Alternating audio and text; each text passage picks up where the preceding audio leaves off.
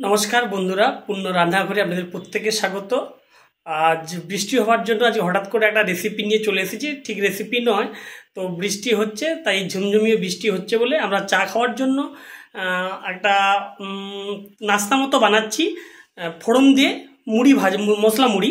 আর এই ফোড়ন দিয়ে মশলা মুড়ি কেমন আমরা প্রিপারেশনে তৈরি করতে চাই, আপনারা ভালোভাবে ভিডিওটা দেখতে থাকুন। ফোড়ন দিয়ে মশলা মুড়ি করার জন্য আমরা ওভেন অন করে দিয়েছি। ওভেনের উপর একটা কড়াই বসিয়ে দিয়েছি। তাই আমরা এবার কড়াইতে দিয়ে সরিষার তেল গরম হয়ে গিয়েছে। আর এই গরম তেলের উপর আমরা দিয়ে দিচ্ছি 100 গ্রাম মতো কাঁচা বাদাম। যোগ করে দেব ফোড়ন হিসাবে হাফ চা চামচ পরিমাণ গোটা জিরে। ফোড়ন হিসেবে দিচ্ছি গোটা জিরে, 3টে শুকনো লঙ্কা,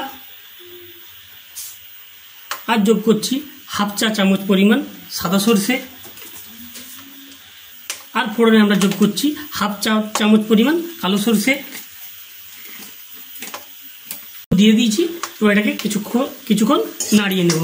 একটা হাতার সাহায্যে আমরা ভালোভাবে নাড়িয়ে নেব।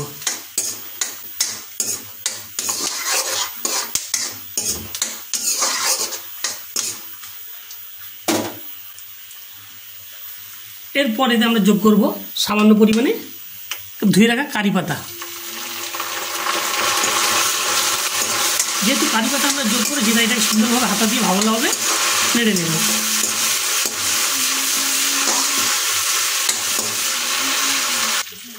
যতক্ষণ না কারি পাতার সবুজ গন্ধ ভাবটা চলে যায় ততক্ষণ পর্যন্ত আমরা হাতা দিয়ে এই তেলের উপরে কারি পাতাগুলোকে নাড়তে থাকবো। আর ঠিক এর সবুজ গন্ধ চলে গেলে আমরা এতে আরো যোগ করবো আরো কিছু মশলা। কারি পাতার সবুজ গন্ধ ভাবটা চলে গেছে, তাই এতে আমরা এখন যোগ করব হাফ চা চামচের থেকে কম পরিমাণ লঙ্কা গুঁড়ি, হাফ চা চামচ পরিমাণ হলুদ গুঁড়ো করব, হাফ চা চামচ পরিমাণ জিরে গুঁড়ো মধ্যে যোগ করে এটাকে ভালোভাবে খুঁটিতে কিছুক্ষণ হাতা দিয়ে নাড়িয়ে নেব।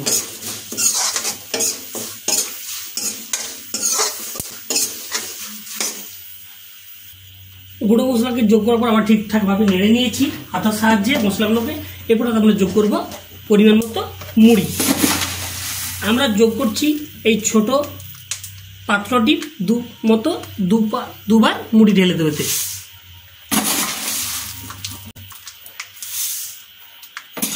যেহেতু আমরা মুড়ি যোগ করেছি তাহলে হাতে এটাকে ভালোভাবে আরো কিছুক্ষণ নাড়িয়ে নেব।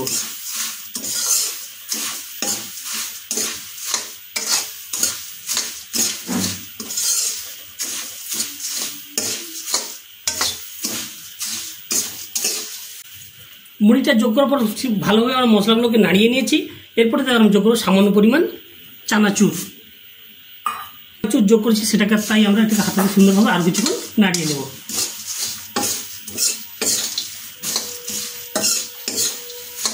তবে মনে রাখবেন এই ফোড়ন দিয়ে চানা মশলা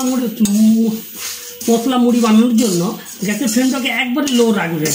কোনোভাবে যেন মশলা বা কোনো কিছু যেন না পুড়ে না যায় বা কালো হয়ে না যায়। নাড়ানো হয়ে গেছে। এরপরে আমরা যোগ করব সামান্য পরিমাণে চানা মশলা। সামান্য পরিমাণে চানা মশলা, যেহেতু আমরা চানা মশলা যোগ করে দিয়েছি তাই এটাকে আরো কিছুক্ষণ হাতার সাহায্যে নাড়িয়ে নেব।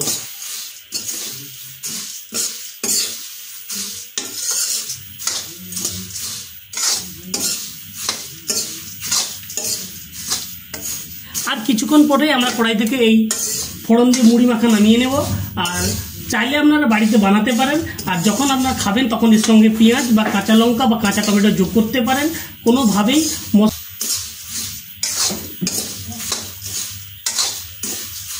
চানা মুড়ি মশলা আমাদের মাখা হয়ে গেছে। আর তাই আমরা ওভেনটাকে বন্ধ করে দেব। বন্ধ করে দেওয়ার পরে কিছুক্ষণ আমরা কড়াইয়ের উপরে রেখে দেবো। তারপর ঠান্ডা হলে এটাকে একটা ডিব্বার ভেতরে ভরে দেবো।